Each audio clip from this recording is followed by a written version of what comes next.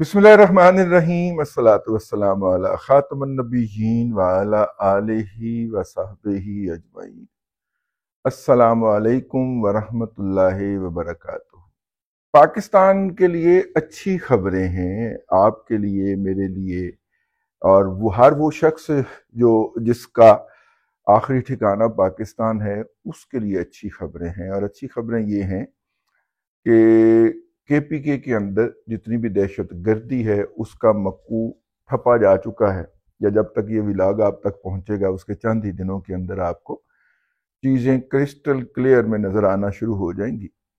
और बलूचिस्तान को जो है वो मतलब कि करने की कोशिश हो रही है, वो अभी थोड़ा सा वक्त लगेगा उसके अंदर, लेकिन मतलब ज़्यादा वक्त नहीं लिया जाएगा है। हाँ, और मतलब कि केपीके के हालात अगर आपने महसूस किया हो तो उस दिन के बाद जौहरी तौर पे तब्दील हुए हैं जब से जनाब सादिक खान साहब जो हैं वो काबुल का दौरा करके आए। और सादिक खान साहब के दौरे से पहले अमेरिका का एक वफ्द भी अफगानिस्तान का दौरा करके गया।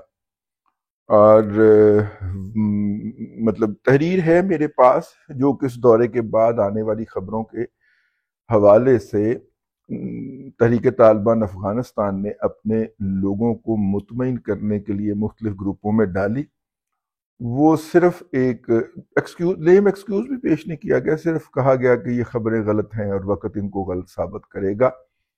इस बात से इनकार नहीं किया गया कि जनाब कोई वफ्द आया था और उन्होंने वो एक बंदा छोड़ा है और बाकी जो है बातों के ऊपर मुज़ाकरात नहीं हुए। ये बात भी अपनी जगह के ऊपर हकीकत है कि अमेरिकन अभी तक आए तो नहीं है, ठीक है ना, वो तो बात हुई है उसकी।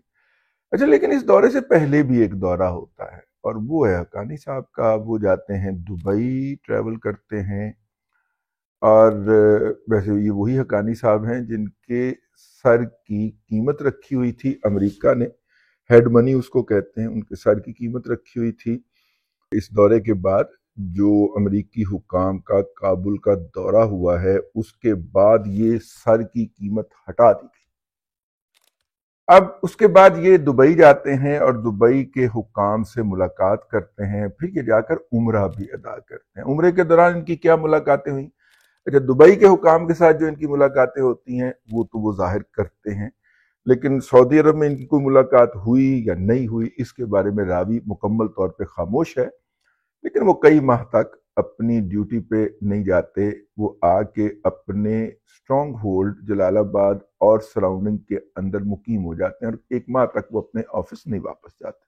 अब यहाँ पे जो तजिया कार हैं वो दो तरह की राय लेके बैठे हैं। एक राय तो ये है, आप यूं कह लें कि अमेरिका को अफगानिस्तान से निकलने के लिए सहूलतकारी फराहम की थी कतर ने, जिसके अंदर दोहा मुआहिदा भी शामिल था। वैसे दोनों तरफैन जो थे वो हम आपको बताते रहते हैं और याद दहानी करवाते रहते हैं कि 2006 से ऑनवर्ड बाहम इंगेज हो चुके हुए थे। तो उस पे जो है वो अल्लाह आपका भला करे कि उनकी इस इंगेजमेंट के नतीजे के अंदर उनकी बातचीत आपस में चल रही थी, और कुछ रिपोर्ट्स ऐसी अमेरिकन मीडिया के ऊपर और उनके अनऑफिशियल या ऑफिशियल वेबसाइट्स के ऊपर भी जो हैं वो ये सजेस्ट करती हैं कि शायद कोई लेन देन का सिलसिला भी था जो नॉर्मली इस इलाके के लोग जो हैं वो कर लेते हैं, पैसे वैसे। हाँ, समझ गए।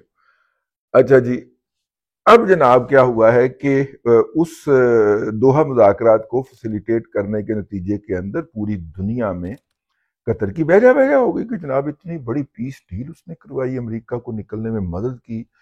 जो लोगों को आर्जी क़याम चाहिए था उनको कतर के अंदर आर्जी क़याम फराहम किया गया, और जनाब इसके नतीजे में अमेरिकन चले गए। अमेरिकन ने बहुत सारी चीज़ें जो यहाँ से निकाली वो कतर तक में पहुँचाई, अपने फौजी पहुँचाए, अपने जो नौकर शौकर जो थे जो अफगानिस्तान में उनकी खिदमत करते रहे थे वो पहुंचाए। तो दोहा की जरा बहजा बहजा हो गई। अब अगर आप देखें कि शरीकों को आग लग गई कि जनाब अफगानिस्तान के मामले के अंदर सबसे ज्यादा मुअस्सर किरदार अदा कर दिया दोहा ने, और कतर एयरवेज की फ्लाइटें पहले उतरी और एमिरेट्स की बाद में पहुंची, और इत्तेहाद तो पहुंची नहीं, काबुल जलालाबाद नहीं, काबुल कंधार और वो परली तरफ मजार शरीफ, वहां तक तो बाद में पहुंची। और कतर जनाब اس نے کہا کہ ہم بحران کے اندر بھی فلائٹیں بند نہیں کریں گے، ٹھیک ہے، اور یہ سارا کچھ ہوا تو قطر تو معتبر ہو گیا نا، اور اینا سا ملک ہے، 90 کلومیٹر لمبائی ہے اور 45 کلومیٹر چوڑائی ہے، ٹھیک ہے، اور سعودی عرب اتنا بڑا ملک اور ہمیں شریفین کا. پھر جناب ایم بی ایس صاحب نے کہا ہم کسی سے کم نہیں ہے، کزنوں کی آپس میں رائولری ہوتی ہے نا، شریکہ یہ وہ والا شریکہ ہے. تو انہوں نے پھر جناب یوکرین کے اوپر روس کی اور یوکرین کی آپس میں نیگوسیشن ہولڈ کر لی ریاض کے اندر، اور کہا کہ جی ہم بھی ذرا خطے میں ہوتے ہیں. اسی طرح کے جذبات جو ہیں وہ متحدہ عرب امارات کی موجودہ جو حکمران فیملی ہے، نہیان فیملی، اس کے جو ارکان ہیں ان میں بھی پائے جاتے. تو ان کا یہ خیال ہے کہ افغانستان کے اندر ہمارا ایک کردار ہونا چاہیے، ہم علاقے کے، میرا مطلب ہے معتبر ہوتے ہیں، ہاں تو علاقے کے معتبر ہوتے ہیں، تو اس طرح ان کے اندر ہمارا بھی کردار پایا جانا چاہیے. تو میرا خیال ہے اس کردار کے تحت ہی انہوں نے حقانی صاحب کو طلب کیا تھا. اب یا تو ادھر سے کوئی کردار ادا ہوا ہے جس نے مطلب کہ متحدہ عرب امارات کی طرف سے جو ایک دم آگ برساتے ہوئے دہن جو تھے کابل کے اندر بیٹھے ہوئے، اور مطلب کہ باقاعدہ جن کے الفاظ سے تکلیف ہوتی تھی ہمیں، ٹھیک ہے، اہل پاکستان کو یا پاکستان سے محبت کرنے والوں کو یا ماضی قریب کے اندر افغانوں کے لیے نیک جذبات رکھنے والوں کو، جب سارے لوگ کہہ رہے تھے کہ یہ درست لوگ نہیں ہیں، تو اس وقت جو لوگ افغانوں کے حق کے اندر بولا کرتے تھے، کھڑے ہوا کرتے تھے، ان کو باقاعدہ تکلیف ہوتی تھی. تو وہ الفاظ ایک دم شرینی میں ڈوب گئے، گھوم گئے. تو یہ ہوا کیا ہے، ٹھیک ہے، میرے پاس کوئی ایگزیکٹ خبر تو نہیں ہے، نہ ہی کسی جگہ پہ چھپی ہے، لیکن میں مختلف لوگوں سے ڈسکشن کرنے کے بعد اس نتیجے پہ پہنچا ہوں کہ کسی تیسری قوت نے کردار ادا کیا ہے. پاکستان اپنی نقطہ نظر پہ ویسے ہی کھڑا ہے. اگر پاکستان نے کوئی اس حوالے سے رائٹ دی ہوتی تو 31 مارچ تک کی ڈیڈ لائن جو تھی کہ جتنے بھی غیر قانونی طور پہ پاکستان میں مقیم افغان ہیں ان کو واپس جانے کی سہولت دے دی جائے، تو پاکستان کچھ کرتا نا اس کے بارے میں. میرا مطلب ہے کہ توسیع کر دیتا. اگر پاکستان سے کسی نے کوئی رعایت لی ہوتی، اس کا مطلب پاکستان نے کوئی رعایت نہیں.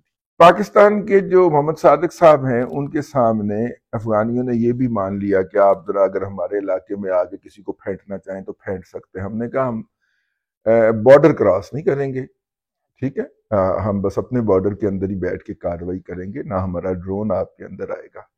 انہوں نے کہا نہیں آپ ہماری مدد کریں. اس کا مطلب ہے وہ یہ دعوت دے رہے ہیں کہ پاکستان کا جہاز یا پاکستان کا ڈرون ان کی سرزمین پہ بھی جا کے تو ان لوگوں کی ٹھکائی کر کے آ سکتا ہے. پہلی دفعہ انہوں نے یہ بھی تسلیم کیا کہ جناب افغانستان کی سرزمین، یہ ان آفیشیل اطلاعات ہیں کہ افغانستان کی سرزمین جو ہے وہ پاکستان کے خلاف استعمال ہوتی ہوئی پائی گئی ہے.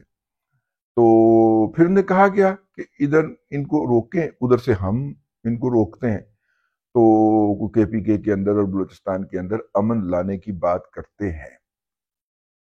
تو پھر اگر آپ نے دیکھا ہو تو محمد صادق صاحب اس وقت کابل میں بیٹھے مذاکرات کر ہی رہے تھے کہ 11 افغانوں نے جب بارڈر کراس کرنے کی کوشش کی تو ان کو پاکستان کے بارڈر سیکیورٹی فورسز نے جو ہے وہ اڑا دیا.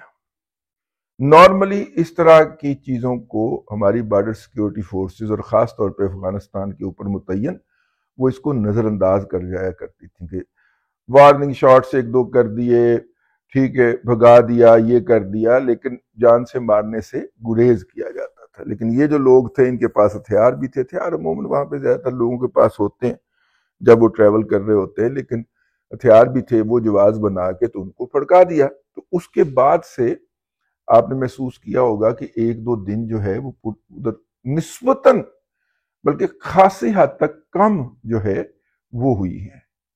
تو اس کا مطلب ہے کہ پی کے اندر امن کو تھوڑا تھوڑا سپیس ملنا شروع ہوا.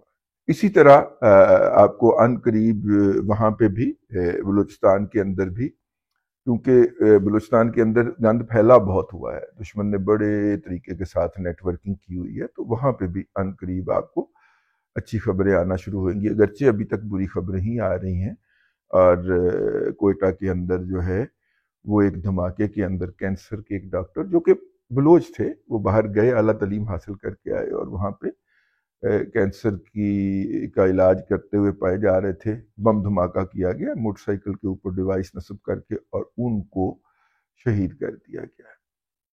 تو بلوچوں کے حقوق دلوانے کے لیے یہ بہترین طریقہ کار ہے کہ اگر کوئی بندہ بلوچستان کے اندر کام کا ہے بھی اور وہ اپنے لوگوں کی خدمت بھی کرنا چاہتا ہے تو اس کو اسی طرح ختم کر دیا۔ اس لیے میں کنکلوڈ کرتا چلوں، مجھے یہ لگتا ہے کہ وہ جو ایک ہائپ آئی تھی ایک دم اور لوگ گھبرا گئے تھے کہ یہ کیا ہو گیا، وہ اب ڈی ہائپ ہو رہی ہے، نیچے جا رہی ہے۔ ریاست پاکستان نے اس کو قابو کر لیا ہے اور ریاست پاکستان نے جا کے امریکہ کو بھی انگیج کیا ہے۔ اس کے حوالے سے ہم اگلا ایک اور ولاگ کے اندر آپ کو تفصیلات بتائیں گے۔ فی الحال اب تک کے لیے اتنا ہی، اگلے ولاگ کے اندر پھر حاضری ہوگی۔ اللہ تبارک و تعالیٰ آپ کو آسانیاں عطا کرے اور آسانیاں خلق خدا میں تقسیم کرنے کی توفیق عطا کرے۔